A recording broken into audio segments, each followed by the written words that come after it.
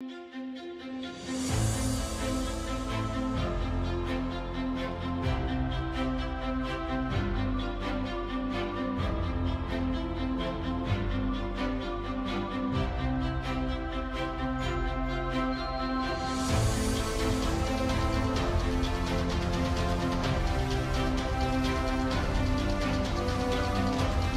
प्रधानमंत्री श्री नरेंद्र मोदी जी ने पूरे देश में जितने भी हमारे मंदिर हैं, हमारे तीर्थ स्थल हैं, हमारे धर्म स्थल हैं, उनकी साफ सफाई 14 जनवरी आज मकर संक्रांति के दिन से लेकर के और 14 या 22 जनवरी तक करने का आह्वान किया था। उसी आह्वान के दृष्टिगत आज मैं अपने आप को हम सब गौरवान्वित महसूस कर रहे हैं, धन्य पा रहे हैं कि हमारी सामाजिक समरसता समिति है, उन्होंने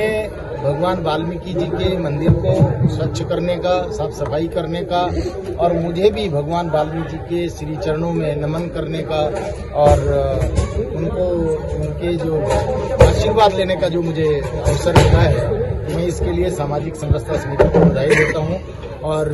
यहाँ अभी सुंदरकांड का पाठ हुआ है। महर्षि वाल्मीकि तो बहुत ही युग पढ़ने का कवि रहे और उन्होंने ही त्रेता युग आएगा ऐसा पहले घोषणा करती है। हमारे यहाँ 4 वेद है और 4 युग है। 4 वेद के बाद में 4 युग में पहले आना चाहिए था हमारा सतयुग है, फिर उसके बाद में द्वापर आना चाहिए था, फिर त्रेता, फिर कलयुग। लेकिन वाल्मीकि जी ने त्रेता आने से पहले लिख दिया था कि द्वापर से पहले सतयुग के बाद में त्रेता आएगा और भगवान श्री राम जी, भगवान विष्णु राम जी के रूप में जन्म लेंगे। और वाल्मीकि महर्षि ने जो रामायण की रचना की वो भगवान राम के आने से पहले की थी और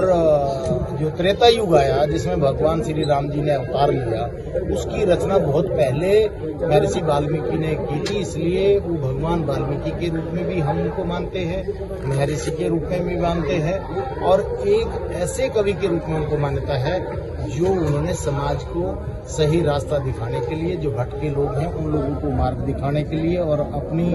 सामाजिक जो धरोहर है, हमारी संस्कृति है, उन सबको सहेजने के लिए उन्होंने भगवान श्री राम जी का आह्वान किया और उन्हीं के आह्वान पे भगवान श्री राम जी ने मनुष्य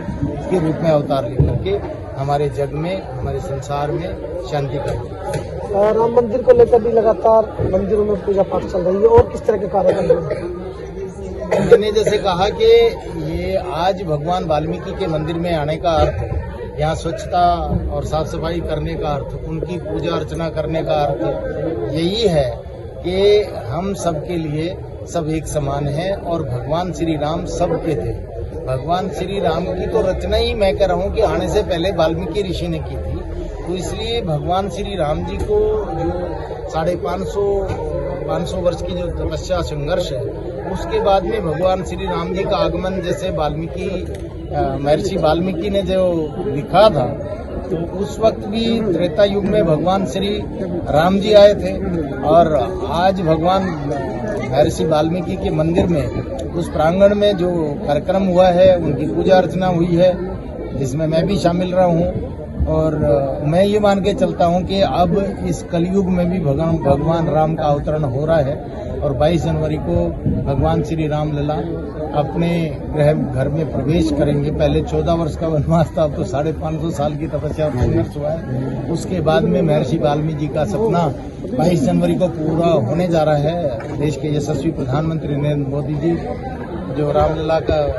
विग्रह है और उनकी जो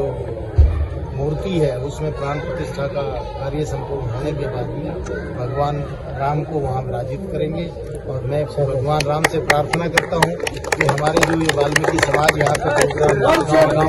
है साक्षी मान करके, क्योंकि महर्षि वाल्मीकि इन्हीं में और हम सबके बीच में है, तो भगवान महर्षि वाल्मीकि का जो स्वप्न है जो भगवान राम जी को लाने का यहाँ पे था वो दोबारा से उनका संपूर्ण हो रहा है। और ऐसे में मेरे वाल्मीकि समाज, हमारे अन्य समाज और स्वयं में वाल्मीकि समाज के बीच में आकर के अपने आप को धन्य महसूस कर रहा हूँ और आत्मा को पवित्र, इन लोगों के यहाँ आने से हमारी आत्मा जो पवित्र हुई है, पवित्र आत्मा से अच्छे शुभ कार्य होंगे, यही सबके लिए शुभकामनाएं।